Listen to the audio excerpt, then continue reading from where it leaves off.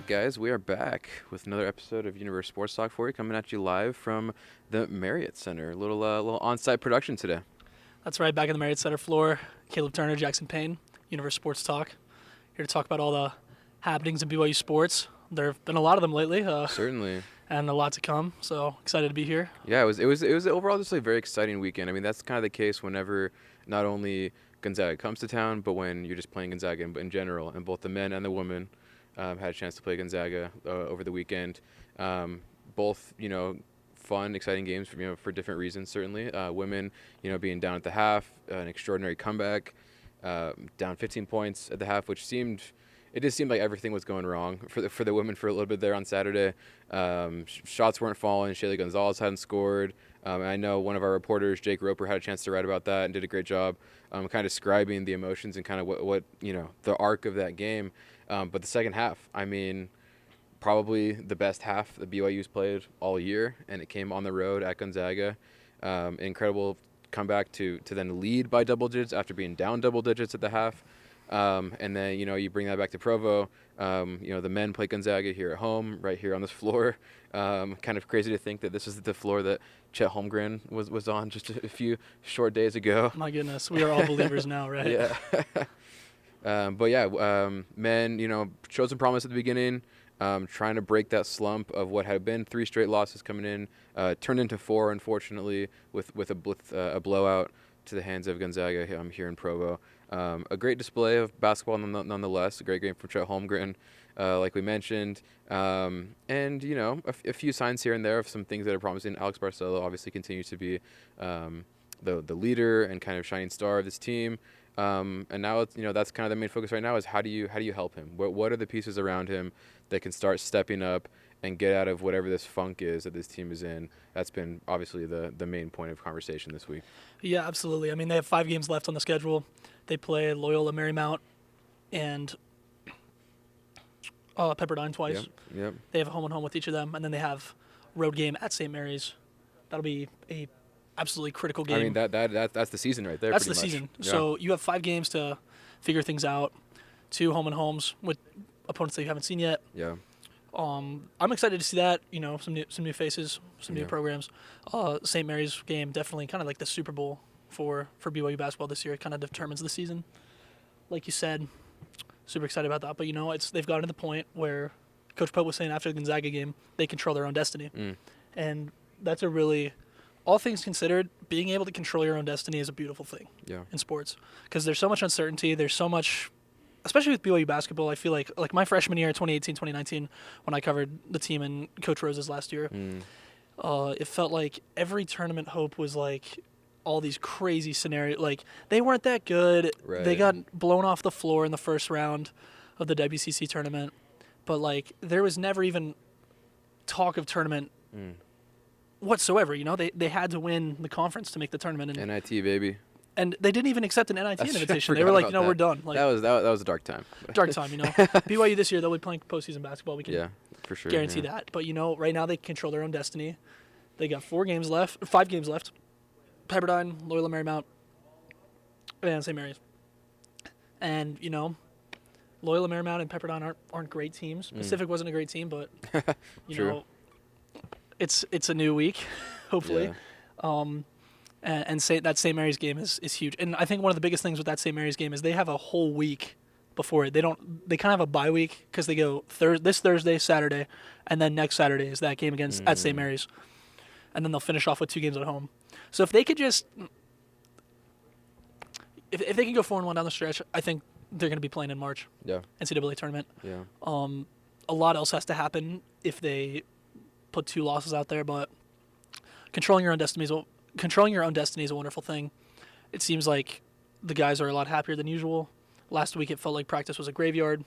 This week it seemed a bit more light, and there was joy in the gym. That was something that you brought up at the press conference. Yeah. Actual joy in the gym today for men's basketball practice. So, there's some signs of life, and after 4 straight losses, that's absolutely thrilling to see. So you can't really complain. Just control your own destiny is a big thing. Yeah, no, totally. And it's interesting what you brought up there, the joy in the gym thing.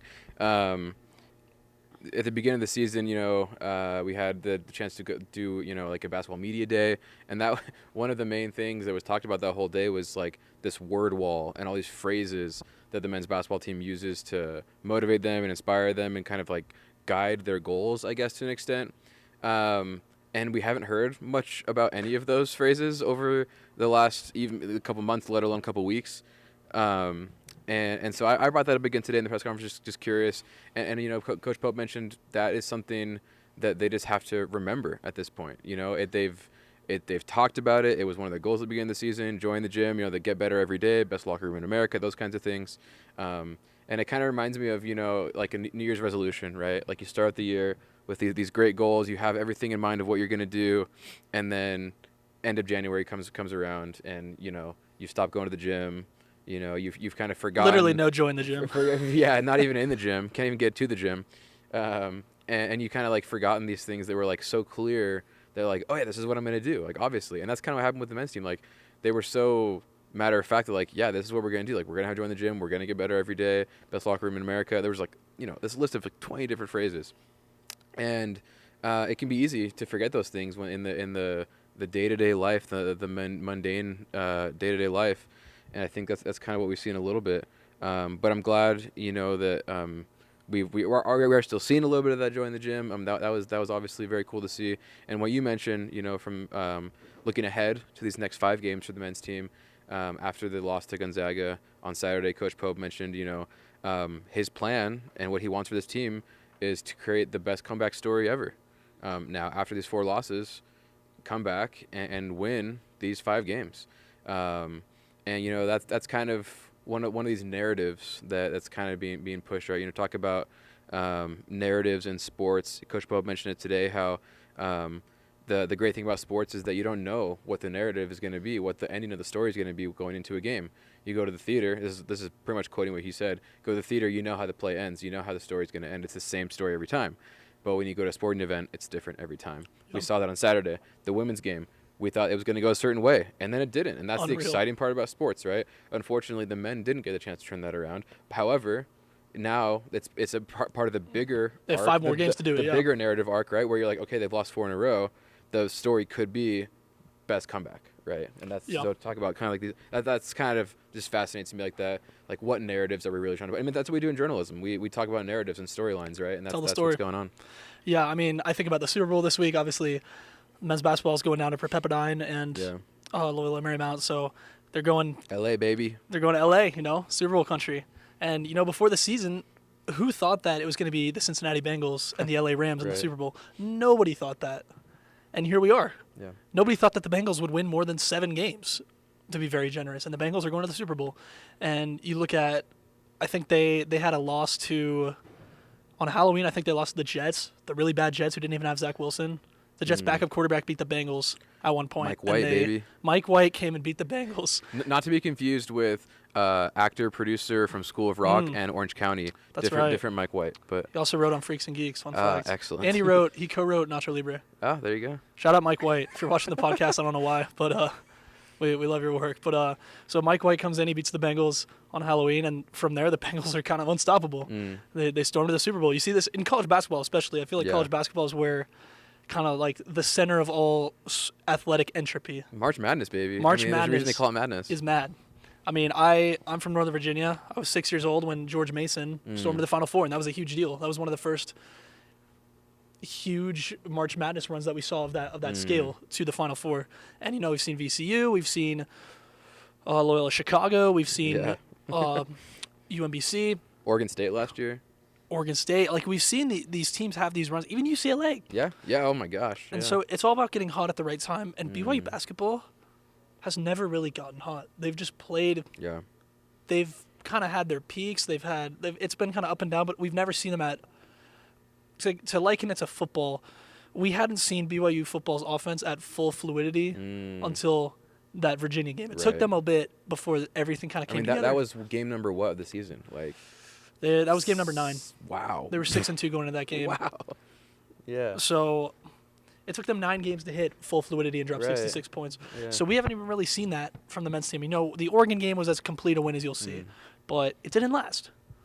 They won some other games. They've been scrappy. They've found ways to win. They found ways to lose, but we haven't really seen them at that just the full like.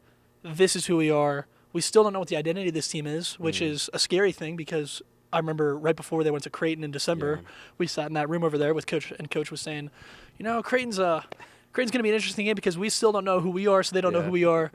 And we're still saying that in February. Yeah. And it's really interesting because, that could create problems, but it's also exciting because you are just an automatic wild card. So totally. I think you talk about spinning the greatest comeback story of all time. This is the perfect time to do it. Coach Pope is pretty up to this point. He's been untouchable in February. I think he was 14-1 in February. Wow. before the past week. So he's the guy to turn it around. And if they could just start playing their best basketball this season right now, they haven't done it yet. So there's only one time to do it. It's now. For sure. And I think you liken it to that football season, right? And I think we're kind of at that same point that the football team was in that Virginia game. And we're getting into crunch time. We're kind of getting into that final stretch of the season where things got to start clicking. And either they do or they don't. And these next 5 games are definitely going to be that kind of do or die scenario. And Mark Pope said it. We mentioned this in our podcast last week with Steve Pierce.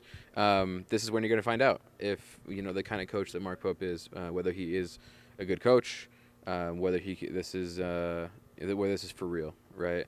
And we've put that question out on our social channels, put it on Instagram, even put out a poll on TikTok. Actually, it was funny. The results on TikTok were a little more pessimistic about this BYU team than the Instagram one. The Instagram all one, the haters live on TikTok. It ended up being like pretty much 50-50, but like a little more leaning towards. I think it was 57. It was like a little more like a little like 60-40, a little more leaning towards not being for real, like quote unquote for real, right? Whatever that might mean to you. And it's unfortunate. Trey Stewart mentioned in the press conference today that he's had people make quote smart comments to him, just kind of walking around Provo, going smarty athlete, going into stores and things like that. Obviously, a lot of opinions have been shared on the internet, whether it be on Twitter, Cougar Board. Dare I say Cougar Board? I'm not really going on there these days. And we not that we're trying to perpetuate that by any means. But obviously, you try to get a feel for both how the team and the fans are feeling, because that's part of sports. You got to have both sides of the coin there. But there's also been a large amount of positivity from the fans. Some things that we put out after the game against Gonzaga were met with some pushback from BYU fans saying, "Hey, we got to give this team another chance. We got to still support this team. We got to show some more positivity." Which obviously no problem with that. As a positive, optimistic person myself, I want to do that. But at the same time, trying to be objective and bring let you guys know what's really going on. Yeah, I mean we're not here to be fans. We want the team to succeed. We get to be around the coaches, the players. They're good people. We like to be around them. We want them to do well. I think I've talked more to Mark Pope over the last week than I've talked to my own father. Just to put it in perspective, like we have a lot of opportunities to talk to them. It's really cool. Yeah. I thought you meant like ever. I was like, dang. No. Just over the last week. Okay. Just over the last week. It's like, dang, Caleb. I know my dad listens to this podcast, and I will call you. We will talk more. But it's just funny. Like we have a lot of opportunities to talk with, and there were moments where, and I guess the reason I'm talking about this is like sometimes it's been only Mark Pope. Like he's been the one that's had to kind of face the brunt of what's going on with this team after the game against Gonzaga, or maybe I can't remember Gonzaga or if it was the game before that as well, but they didn't bring any players in for post-game press conferences. Pretty sure it was both games, right? Both games. And so he really he's had to face the media a lot over the last week between practices and games. And so sorry, I know I cut you off, but that was just a thought I had that we talk to people a lot. Yeah, we're around them like they're good people. They're good to us. I mean, Coach Pope's always joking with us about cookies and stuff before practice, before media availability. But we want them to do well. But at the same time, we can't take our rooting interest in the team. We're not here to be fans. We're here to be journalists. We're here to tell the story, and part of telling the story is telling the ugly parts of the story. Yeah. Because as journalists, not only are we supposed to tell the story, but we're supposed to document history. And this is one of those kind of bumpy stretches of the season. And if we don't ever really... The problem is if we don't tell the story about why it's bumpy right now, how are we going to tell the story about how they have the greatest comeback story ever? Certainly. So you got to have good and evil. You got to have good universe, bad universe, alternate universe. But we're just here doing our job. We're not here to attack any players or whatnot. But I mean, look, me personally, I wrote the recap for the Gonzaga game. I took a humorous approach to it because at the end of the day, I wasn't trying to make fun of the players of the team or anything. It just BYU probably had their worst home loss ever against the dude who's going to be the number one pick and the best player in the country, in Drew Timme. Yeah. And there was nothing to be happy about in that game because your leading scorers are Seneca Knight and Gideon George, who should never be your leading scorers, and Barcelo, Atiki, and Foose, who are your three most important players in the court, don't really do anything. What else can you do but laugh? Yeah. And just try to find something to not be upset about. So, totally. we're just here to do our job. We want the Cougs to win. We can't be fans, but we're here to tell the story, and we're here to tell the greatest comeback story ever. Yeah, certainly. And I really like what you said about just documenting history. And speaking of history, I think this is a good opportunity to kind of pivot a little bit and talk about what the women's team is doing. Nailed the transition. What's the record now? I know you're the record guy. 19-2. 19-2. So much fun. Which is insane. I mean, and they've still got probably 5 or 6 games left in the regular season. Probably 6 at this point because if the men, I don't actually know. I think they have a rescheduling that still needs to happen. That's true. Pretty sure. That's true. Going to that Gonzaga game, that first half. To quote the great Apollos Hester, they had us in the first half. I'm not gonna lie, they had us. We weren't defeated, but they had us. It took guts. It took energy. That's all it takes. That's all it takes to be successful. Sorry, that's one of the best viral videos of all time. Yeah. But that first half, they looked nothing like themselves. For as much of an identity as the men's team lacks, the women's team has in full. And none of that was present in that first half. And they're down. They scored 20 points in the half. They were down 35-20, down 15 points. I don't think they've been down 15 points. I would love to see the last time they were down 15 points because it's got to be 500-something days. It's been a while. And so for them to – and then Paisley took a shot in the face. She's bleeding out, getting stitches. Talk about narratives and storylines. Like that moment went low-key viral on BYU social media with the picture of her with the stitches and everything. She's a warrior. It reminded me of the Fiesta Bowl when Joe Burrow with LSU, pivoting back to the Bengals. Yeah. As we do, as Super Bowl week. When Joe Burrow and LSU played against UCF in the Fiesta Bowl, and he threw the pick and got absolutely leveled. That blindside block, and the dude on UCF kind of just staring over him, he just dirty blindside defenseless hit, and the guy's just on top of it. And Burrow since then, from that point on, he went undefeated in college, won the Heisman first overall pick, turned around the most downtrodden franchise in the NFL and are taking them to the Super Bowl. And it's one of those things it's kind of the Michael Jordan Last Dance. I took that personally. And that's kind of what we got with Paisley. Paisley got banged in the face and came back and popped off in the second half. And BYU not only won that game, but they won that game handily. They won by 12 points. For sure. And they do not win games by single digits. And they don't lose by double digits. I mean, that's it's unreal. So, for as good as this team's been this year, they had 18 wins before the Gonzaga game. Now they're at 19-2. Dropped in the polls for whatever reason. Can't really explain that one. AP voters should be doing better, but excuse me. For as many wins as they had, they didn't really have that statement win. They went to the St. Pete Showcase in late November after Thanksgiving. They beat West Virginia. They beat Florida State. I think it was Florida State. They beat the number 17 and the number 22 ranked teams in the country. That was a big deal. For sure. Them kind of storming through and winning that showcase. But that Gonzaga win just kind of showed what the team was all about. Yeah. They weren't going to give up. They have that identity. They stuck together. And it was unreal, They played some of their best basketball this season. They played their best basketball this season in the second half after playing their worst basketball this season in the first half. And you don't see that. That doesn't happen. And they went out and they did it. And so 22's coming this week.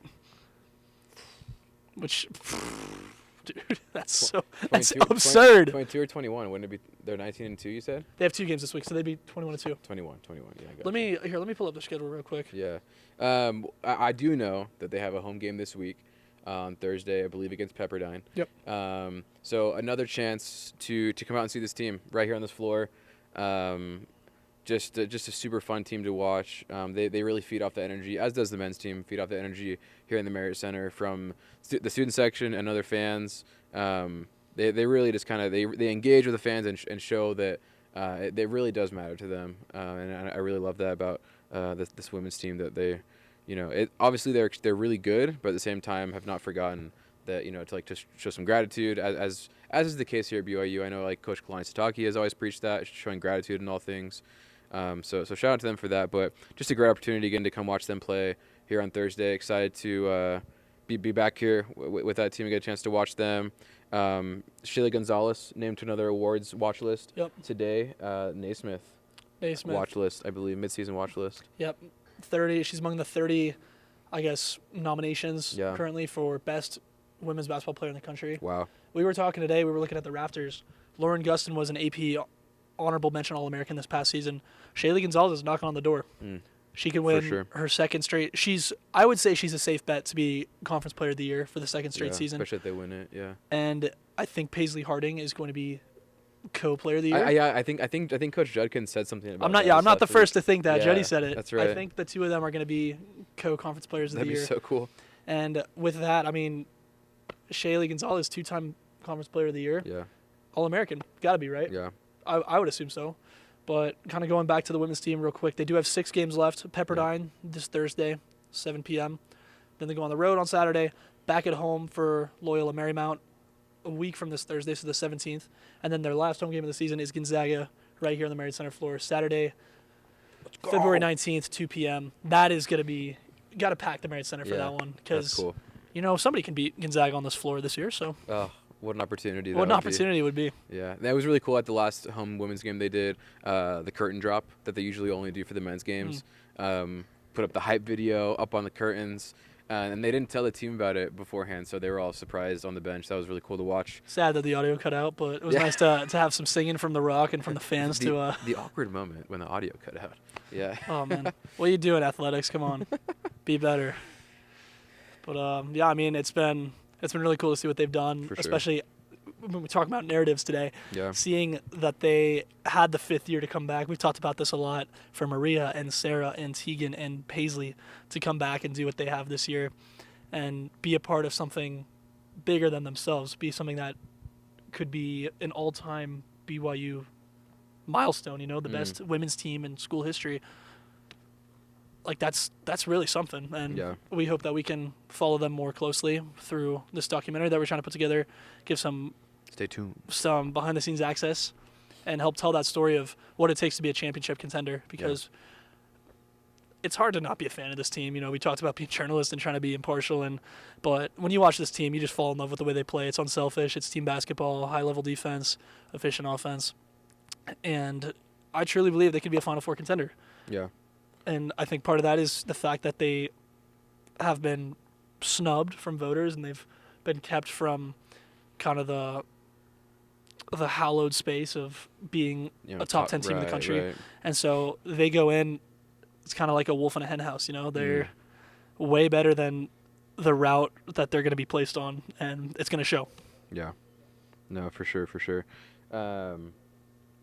Yeah, I think that sums it up super well. Great narrative there, great story, and we'll be bringing all that to you guys over the next couple weeks. So stay tuned. Stay tuned for women's basketball. Yeah, exactly. And the men's team riding their own destiny. Yeah, we'll be here for that as well.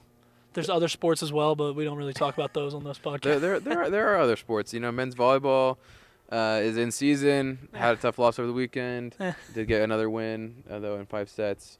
Whether or not we talk about it on the podcast, it's covered on Universe website. So make sure you go and check that out. Got the Olympics going on right now. Super Bowl this weekend. Great time for sports. Yeah. Overall. Rest in peace, BYU hockey. Yeah. Gone but never forgotten. For certainly. One last ride for the Ice Cats of BYU hockey. The Ice Cats. That's a dope name. It is cool. Ice Cats is a cool name. Got the Ice Cats. You got the Bat Cats for baseball. The Bat Cats. Baseball's going to be fun. I'm excited for baseball. Baseball will be sweet. Spring ball starts the 28th. Football, yep. Getting excited for that. Spring game. Get to see some of these new additions like Kingsley, Chris Brooks, Houston, Hugh Mooley. It's going to be we talk about the guys leaving. We talk about Tyler Algier. We talk about James Empey and others leaving. They're going to bring back their whole defense, essentially. The only one they're really losing is Lopa, who one of the all-time greatest Universe Sports Talk guests of all time. But they lose Lopa, but you bring that whole defense back essentially Yeah. together, having played another year together. They're going to mesh well, be even better. You bring back, I mean, it's like you're adding more just like all-world linebackers in Keenan Peely and Peyton Wilgar, who missed Peely the majority of the season with an injury, Wilgar at the end of the season, and you add them to a linebacker room that's already stacked with Max Tooley and Ben Bywater and just, I mean, Chaz Aluf, he plays linebacker. Yeah. So I think BYU, I think ESPN put them as the number 18 team in the preseason poll, the way too early. Hey. I think that might be about right, but this team is bringing back a lot of production, and their offensive line could be top 5 in the country, and they're filling the holes they need to, and Jaron Hall is really good. So I don't know. I think this is going to be a really fun year for football, and spring ball is going to be just an absolute blast. Jaron Hall pulled up to the Marriott Center last week for one of the men's games, sporting the old rock bucket hat that everyone seems to love. Let us know what your thoughts are on the rock bucket hat, as well as what are some of the storylines that you're following in BYU sports right now. What do you hope happens? You know, what's a better storyline? The men coming back and winning the WCC tournament, or the women making a Final Four run? What are the storylines you're looking at in other sports, in the Olympics, in the Super Bowl? Who are you guys rooting for in the Super Bowl? Let us know on social media. Make sure you are always engaging with our posts. Check us out on Twitter, Instagram, and we'd love to hear from you guys so we can bring you guys the best content possible. That is right. So we will catch you later. Daily Sports. Peace out.